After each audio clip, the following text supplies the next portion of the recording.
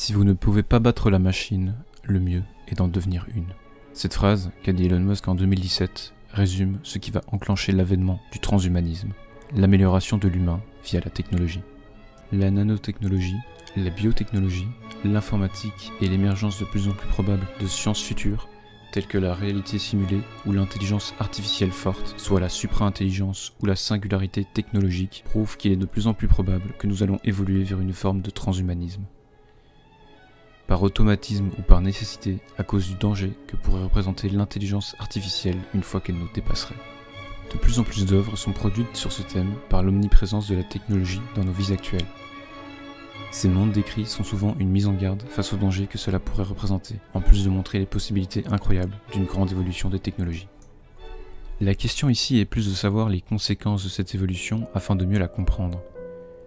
Neuralink est un pas vers notre transhumanisme.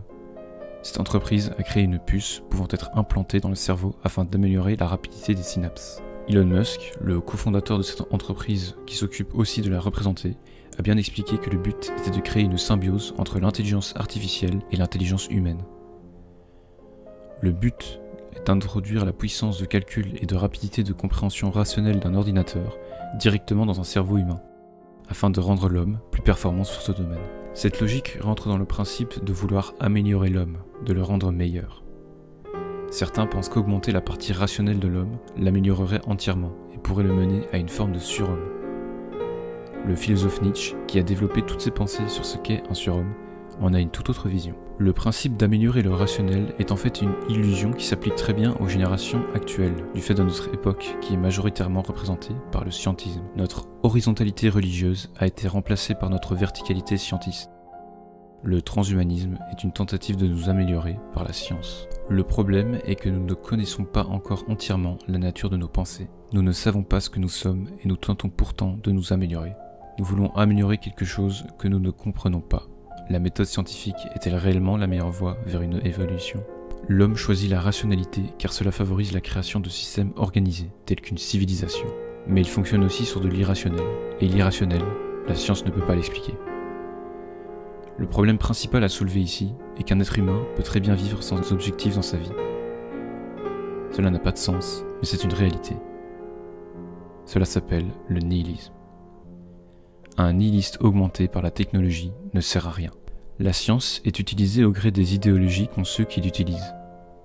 Il vaudrait mieux d'abord s'assurer que nos valeurs et notre morale soient la meilleure, avant de vouloir donner des outils puissants pour modeler notre monde en accord avec ces dites valeurs. La science n'est pas à voir comme un dogme ou une religion. C'est un outil qui sert à provoquer un changement. Le problème de ce domaine est qu'il ignore le développement de l'imagination au profit de la logique pure. Ce domaine n'a pas de goût. Il cherche le savoir à tout prix. Nietzsche a écrit l'Éternel Retour qui démontre bien que la logique, la pierre angulaire de la science, une fois arrive dans la totalité de sa compréhension, finit par se replier sur elle-même, comme un serpent qui se mord la queue. Comme une boucle qui se répète indéfiniment. Ainsi, une forme nouvelle de la connaissance se fait jour. La connaissance tragique qui réclame pour être tolérée, la vertu préventive et curative de l'art. L'illusion de la science est de croire qu'il est possible de comprendre la nature profonde de l'homme via ce domaine. Lorsque nous aurons mis en œuvre tous les moyens que la science peut offrir pour comprendre l'homme, nous nous rendrons compte que nous avons besoin de l'art. L'art est une protection face à la froideur que donne le constat de la science. La réponse de la signification de la vie donnée par la science est le nihilisme. L'humain n'est pas là pour une raison précise, il est le résultat aléatoire d'un enchaînement de phénomènes dans l'univers. La réponse plus vivante, celle qui semble ne pas paraître logique, mais qui sort de notre corps comme étant une réponse évidente à la vie, est la création. La création ne répond pas à un besoin logique ni à une rationalité quelconque. Elle représente simplement notre énergie vitale qui s'exprime.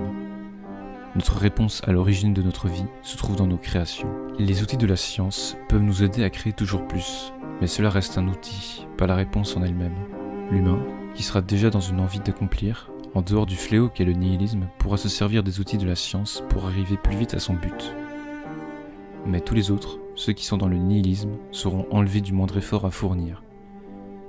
Le principe même de penser leur sera épargné, la machine le faisant pour eux. La question à poser pour les nihilistes et ceux qui haïssent la vie, ceux qui représentent la masse, n'est pas de savoir à quel point le transhumanisme pourra les mener vers une forme améliorée de l'homme, mais plutôt de savoir à quel point les outils de la science les aideront dans leur course vers l'autodestruction. Il serait peut-être temps de s'intéresser plus fortement vers la compréhension de ce qu'est l'homme et de lui donner une raison d'être avant de vouloir l'améliorer sans discernement. La compréhension de ce qu'est l'homme. Voici le sujet de ma prochaine vidéo. Sur ce, la vidéo s'achève ici. Si vous l'avez aimée, faites-le savoir. Au revoir et à bientôt.